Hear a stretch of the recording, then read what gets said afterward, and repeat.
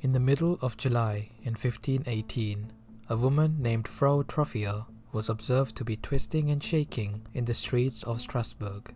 She ignored her husband's request to stop and continued to dance until she collapsed of exhaustion that night.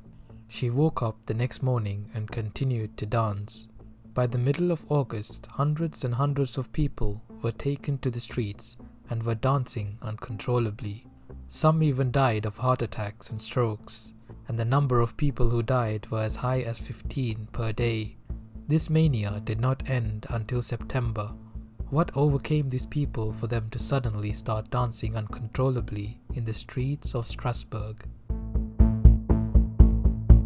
A poem recorded from chronicles at the time indicated the horrors of the dancing plague, and it goes, "Many hundreds in Strasbourg began to dance and hop, women and men, in the public market, in alleys and streets, day and night, and many of them ate nothing, until at least a sickness left them.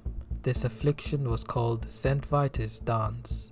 The dancing plague of 1518 sounds like something of a legend, but is well documented in historical records, and it is not the only case of this dancing mania recorded throughout history. However, the outbreak observed in Strasbourg was on a far bigger scale than anything that has been seen before.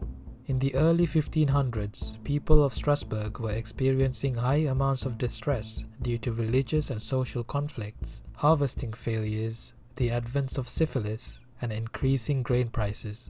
John Waller, a historian, had therefore theorized that the horror of disease and starvation at the time had triggered the stressful hysteria throughout Strasbourg. Other theories suggest that the dancers had eaten toxic mold called ergot, which had caused them to have hallucinations and caused spasms. It has also been suggested that the dancers were members of a religious cult. The trance states that are able to be reached is one of the ways that could explain the dancing plague that took place.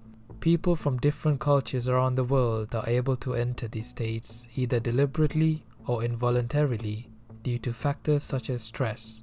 The perception of exhaustion and pain are often marginalized as one is entranced.